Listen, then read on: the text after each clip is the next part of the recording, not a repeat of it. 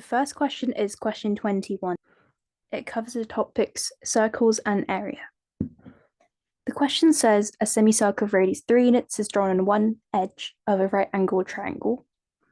The one on the left here has a radius 3, and a semicircle of radius 4 units is drawn on the other edge. So this one is radius 4. The semicircles intersect on the hypotenuse of a triangle as shown. So it's the one here, right? And we have to get the shaded area in square units. So if we simplify these areas by splitting them into A, B, C, D, and E, right? So in the left one here, we would get A and B and C. Here we would get C, D, and E, B, C, and D, right? And the answer we want from this question is the shaded area. You can write them as A plus C plus E, right? As you can see here. And to get A plus C plus E, let's think about these 3 areas. As you can see, the 2 semicircles and 1 right angle triangle. And we would use these areas because it's easy to get values for it. Whereas if you get values for, like, for example, A, B, C, D, and that's impossible, we can't get A plus C just by calculating A, C, and E separately. So probably we would want these 3 areas. And what we can find out is that if we add these, we would get A plus B plus C, right? Plus C plus D plus E. If we do this, we get A, B, C, and then another C. So, and we have D and E. To get A, C, and E, here, A, C, E, we want to remove B, C, and D, right? Because we have to get rid of B, C, D, B, C, D. We know that B plus C plus D is the area of the right angle triangle, so we can get the area separate now. The area of the smaller semicircle is half pi r squared, right? Pi 3 squared plus, the same way, half pi 4 squared minus, we have to get the area of the triangle. We know that the radius here is 3 units, so the radius is 3. We know that diameter is 6. So this is 4, 4 in the same way. Since it's a right angle triangle, we know it's half times 6 times 8. So we get half 9 pi plus half 16 pi, right? Minus 2 over 48. If we simplify them, the coefficient of pi would be 9 over 2 plus 16 over 2 pi minus 24, and we get half of 25 pi minus 24.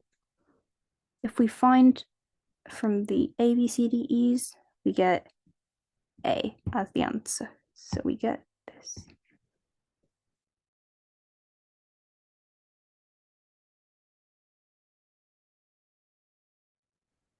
The second question is question 25. The diagram shows 2 unshaded circles which touch each other and also touch a larger circle. The chord PQ of a large circle is a tangent to both unshaded circles. We know that the length of PQ is 6, and we have to get the area of the shaded region in square units. So first of all, we have to know the radius of each of them.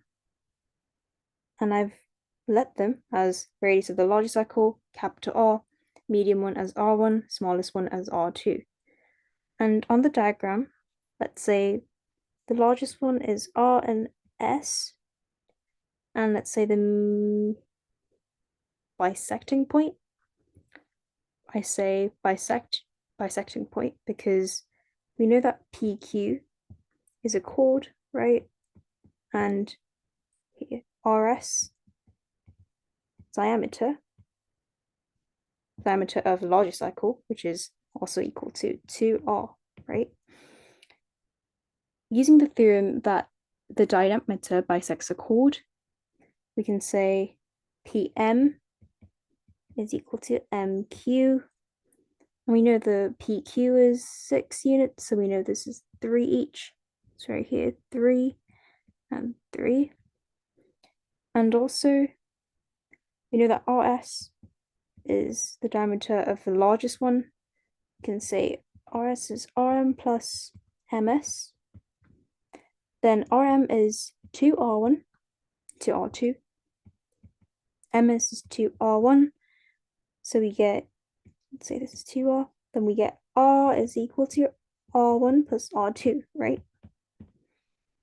Now, we have to simplify in terms of large R, R1, R2, because we want to know the shaded region and it's difficult to get. So obviously we need to write in terms of these three.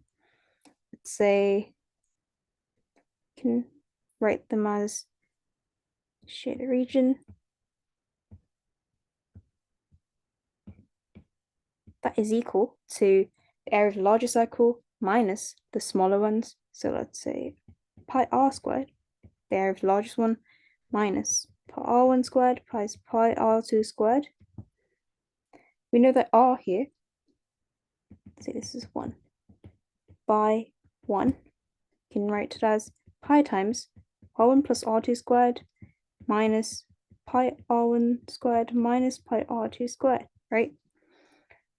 Then expand it, r1 squared plus r1 r2 r2 squared, right? Minus pi r1 squared minus pi r2 squared. Get rid of them. And we get 2 pi r1 r2. And that's what we want to get, right? From the question. So how do you get r1, r2? Let's find out by using similar triangles.